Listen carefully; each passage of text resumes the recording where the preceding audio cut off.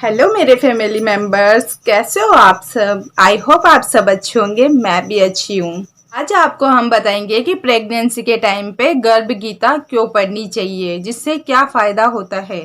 Friends, pregnancy ऐसी चीज़ होती है जो हर महिला के लिए बहुत अच्छी होती है। वो हर महिला इसको महसूस करना चाहती है। कहा जाता है कि ग्रंथों के अनुसार अपने बच्चे का भविष्य माँ अपने पेट में ही कर देती है। प्रेगनेंसी के टाइम पे यही एक समय होता है जिसमें माँ अपने बच्चे का भविष्य तय करती है। उनमें अच्छे विचार और अच्छे संस्कार का बीज बो सकती है। इसीलिए गर्भावस्था के दौरान महिला को गर्भ गीता करने की सलाह दी जाती है। गर्भ गीता गीता जी का वह भाग है जहाँ पे श्री कृष्ण अर्जुन को समझाते हैं कि किस तरह हर मनुष्य के हाथ में होता है कि उसका जन्म और जीवन कैसा हो। अर्जुन का श्री कृष्ण से प्रश्न। हे कृष्ण, वह कौन सा दोष है जिसके चलते प्राणी गर्भ विषय में आता है। वह गर्भ में पीड़ा पाता है, जन्म के समय भी कष्ट का सामना करता है और कई प्राणियों को जन्म से ही अधिक रोग लग जाते हैं। ऐसा क्यों? मनुष्य ऐसा क्या करे जिससे वह जन्म मृत्यु के बंधन के मुक्ति पा ले।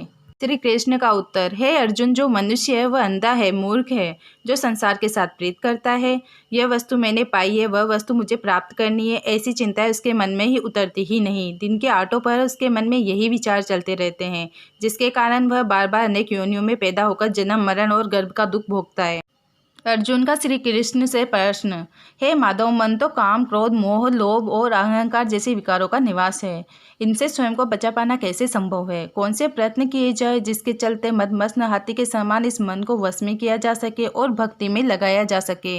श्री कृष्ण का उत्तर। हे अर्जुन, जिस प्रकार एक मदमस्त हाथी को वश करने के लिए अंकुश का उपयोग किया जाता है, ठीक उसी प्रकार मन को वश में करने के लिए ज्ञान रूपी अंकुश का प्रयोग करना चाहिए। अभ्यास से ज्ञान और भक्ति दोनों पाए जा सकते हैं। अर्जुन का श्री कृष्ण से प्रश्न। हे जनार्दन, कुछ लोग आपकी भक्ति करने के लिए वन जंगलों में जाकर रहते हैं, वहीं कुछ सांसारिक मोह माया छोड़कर जंगल जंगल भटकते हैं। ऐसे में ये कैसे जाने कि आपकी भक्ति का श्रेष्ठ मार्ग कौन सा है? श्री कृष्ण का उत्तर। चाहे वनों में बसने वाले हो या सिर पर जटा धारण करने वाले, शरीर का भस्म लगाने वाले हो या दर दर भटकने वाले, मेरे दर्शन केवल वही पाता है जिसके मन में प्रेम और शुद्ध भक्ति हो। अहंकार से भरा मनुष्य चाहे किसी भी रूप में मेरी भक्ति करे, मेरे दर्शन उसे प्राप्त नहीं होते। अर्जुन का श्री कृष्ण से प्रश्न। हे मधुसूदन, वह कौन सा पाप है जिससे पत्नी मर जाती है? वह कौन सा पाप है जिससे पुत्र मर जाते हैं और मनुष्य नपुंसक कौन से पाप के कारण होते हैं? श्री कृष्ण का उत्तर। जो किसी को कर्ज लेकर नहीं चुकाता है उसकी स्त्री मर जाती है। उसी प्रकार जो मनुष्य दूसरों की अमानत को उन्हें नहीं लौटाता है उसके पुत्र की मृत्यु हो जाती है। और वही जो मनुष्य किसी की सहायता का वचन देकर समय पर सहायता ना करे वह नपुंसक बन जाता है। अर्जुन का श्री कृष्ण से प्रश्न। हे माधव, वह कौन सा पाप है जिससे मनुष्य सदा रोगी रहता है और वह कौन सा पाप है जिसके चलते उसे गधे का जन्म प्राप्त होता है? श्री कृष्ण का उत्तर। जो मनुष्य अपनी कन्या का मूल लगाता है, उसे बेच देता है या कन्यादान करते समय दान में मूल्य लेता है, वह दोषी है। ऐसा मनुष्य सदैव ही रोगी रहता है।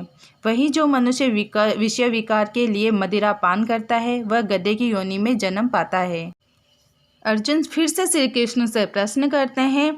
हे कृपा निधान, आप कहीं मनुष्य को जीवन में स्वर्ण प्रदान करते हो, कईयों को गाड़ी घोड़े सुख सुविधाएं प्रदान करते हो, ऐसा क्यों? श्री कृष्ण को उत्तर देते हैं। हे पार्थ, जो स्वर्ण दान करते हैं उन्हें गाड़ी घोड़ा जीवन के सभी सुख सुविधाएं प्रदान करता हूँ। वही जो मनुष्य अन्न का दान करते हैं उसे सुंदर स्वरूप, जो संतों की सेवा करता है उसे पुत्र प्रदान करता हूँ। अर्जुन फिर से श्री कृष्ण से सवाल करते हैं। हे प्रभु, किसी को तो धन बिना परिश्रम के ही मिल जाता है और किसी को सारी उम्र भी धन एकत्रित नहीं कर पाते, इसका क्या कारण है?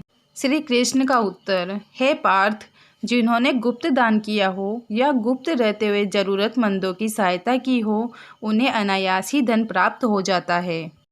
अर्जुन श्री कृष्ण से पूछते हैं। हे माधव, श्रेष्ठ गुरु की परिभाषा क्या है? श्री कृष्ण का उत्तर।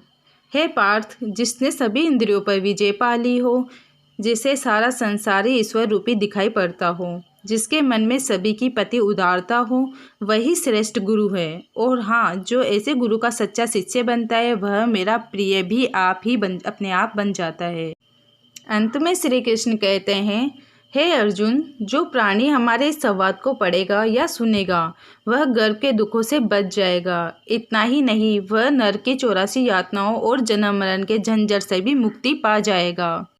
इस प्रकार यह गर्भ गीता संपूर्ण होती है। गर्भवती महिला को इसे जरूर सुनना चाहिए। हम श्री कृष्ण से यही प्रार्थना करते हैं कि आपका बच्चा सुरक्षित हो और आपका जीवन सुखमय हो।